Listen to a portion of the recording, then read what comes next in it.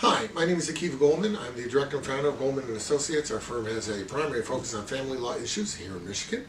And today we're going to continue our video series designed to educate and inform the public, so please subscribe to our channel.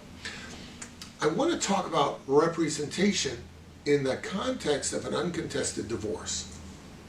A lot of people will call up and they'll say, do I need a lawyer in an uncontested divorce?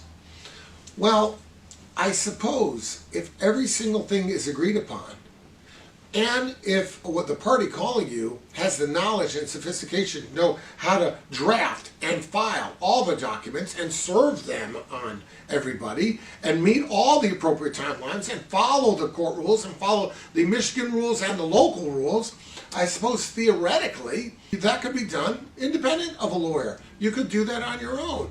You might well be able to do it.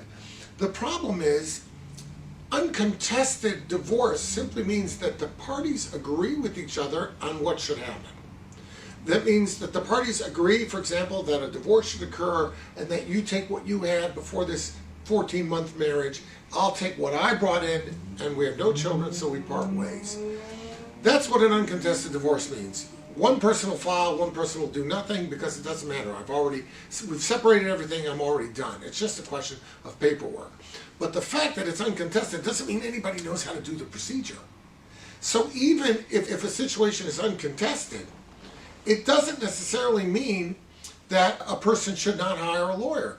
Again, the circumstances that I outlined before might support the going forward without a lawyer, but most people who work in various fields, they're in technology, they're in the medical fields, they're engineers, they work at Kroger, they are involved in different kind of pursuits. Most of them know their job really well. Very few of them know their job really well and also how to practice law.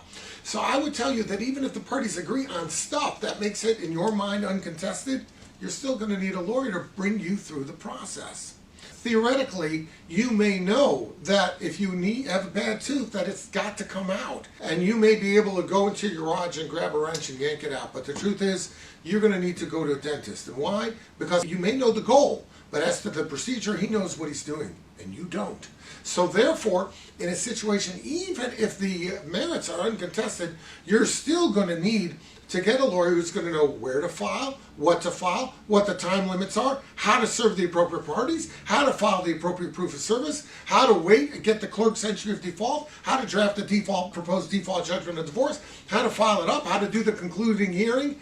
I sincerely doubt that most people who are either homemakers or are otherwise employed in our society, I sincerely doubt that most people are going to know how to do those things. And there's a million ways to screw it up, and there's really only one right way to do it.